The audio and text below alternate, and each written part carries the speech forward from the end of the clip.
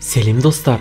Егер біз дельфиндер туралы айтатын болсақ, онда адамдар көбінесе афалин дельфиндер деп аталатын дельфиндер тұқымын елестетеді.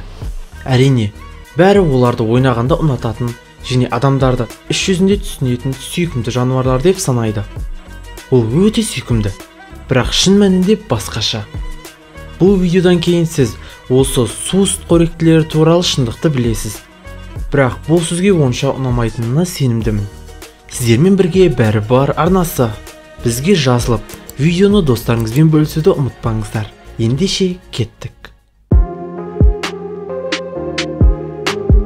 Барлығы дельфиндерді ақылды және мейірімді деп ойлауға дағдыланған. Фильмдер мен мультфильмдерде бұл сүтқоректілер адамдарға жиі көмектеседі. Дельфиндердің ақыл ойына келетін болсақ, бұл жерде дауласу ақымақтық. Олар өте ақылды, үйренуге оңай және ойнақы келеді. Тек бұл жерде кішкене бірақ бар. Бәрі ұмытып кеткен болар, бірақ дельфиндер табиғаты бойынша жыртқыштар. Дельфиндерден басқа, мысалы теңіз шошқалары сияқты мұхиттар мен теңіздерде көптеген басқа тіршілік иелері бар. Сыртқы көріністе олар дельфиндерге біршама ұқсас, тек олардың мөлшері едәуір кішірек. Бұл керемет теңіз шошқалары дельфиндердің сүйікті ойыншықтары. Дельфиндер олармен біртүрлі ойындарды ойнайды. Бұлайша айтқанда, дельфиндер ойыншықтарына соқтығысады. Сондықтан олар жиі өлтіріледі.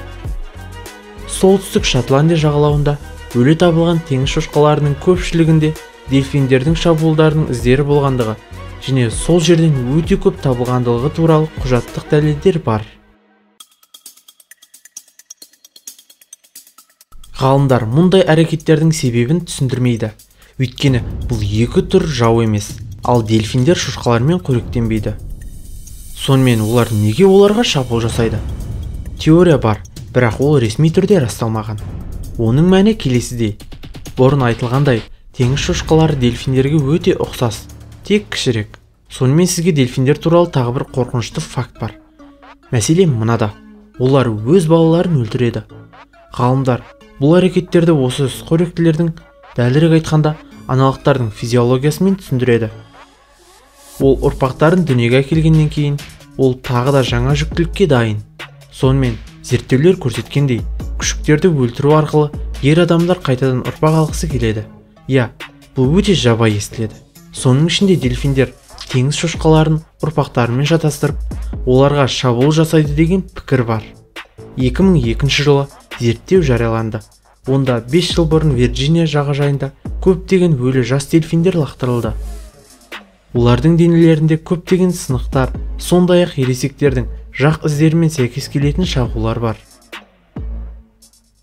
2013 жылдың жазында ғалымдар әйел дельфиннің туылғанын байқады, ал 2 минуттан кейін балаларына алғашқы шабуыл жасалды. Өкінішке орай, бұл оқиғаның қалай аяқталғаны белгісіз. Алайда, одан көз жазып қалу ықтималдылығы жоғары болғандықтан, шабуылдар уақыт өте келе тоқтайды. Ғалымдар аталықтың аналықтан алыс емес екенін және туылу сәтін күтіп тұрғанын айтты. Интернетте бұл бақылаудың жазбасы бар. 1994 жылы дельфиннің адам өлтіру оқиғасы тіркелді. Күн сайын дельфин жағажайға қарай жүзіп, былайша айтқанда адамдармен ойнады. Барлығына бұл өте ұнады. Адамдар бұл оқиғаны барлық жағынан құптады.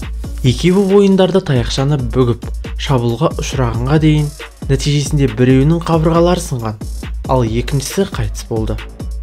2014 жылы дельфин жағажайлардың бірінің жағасында 2 рет әйелге шабуыл жасады.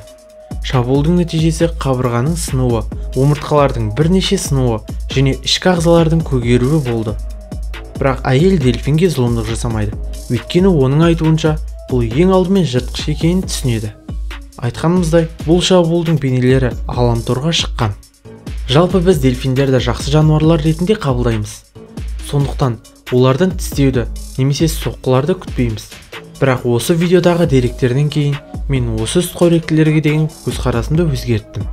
Дельфиндер қолға тез үйреніп дос бола алатыны да рас. Бірақ олардың барлығы бірдей емес. Бейне сіздерге ұнады деген ойдамыз. Бағасын беріп, әрдайым бізбен бірге болыңыздар. Солай бізге шабыт бересіздер. Келесі кездескенше ютубтың қызығын бөліскенше достар.